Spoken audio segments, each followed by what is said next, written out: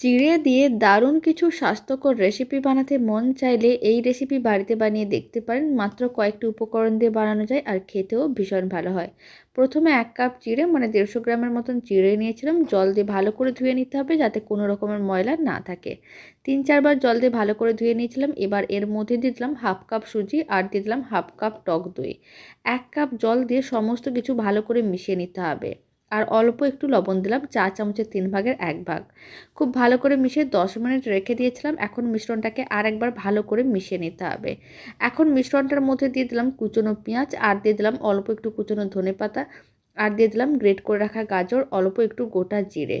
এখন অল্প একটু শুকনো লঙ্কার গুঁড়ো দিলাম, এতে কালারটা ভালো আসবে। আপনারা চাইলে কুচনো কাঁচা লঙ্কাও দিতে পারেন। খুব ভালো করে সমস্ত কিছু মিশিয়ে নিতে হবে। তারপরে অল্প একটু তেল ফ্রাইং প্যানে ব্রাশ করে নিতে হবে আর কিছুটা করে মিশ্রণ দিয়ে ভালো করে ছড়িয়ে নিতে হবে। ফ্লেমটা মিডিয়ামে প্রায় 2 মিনিট রেখে দিতে হবে এইভাবে ঢাকনা বন্ধ করে। 2 মিনিট পরে এইভাবে একটু উল্টে পাল্টে দুদিকই হালকা লাল করে ভেজে নিতে হবে।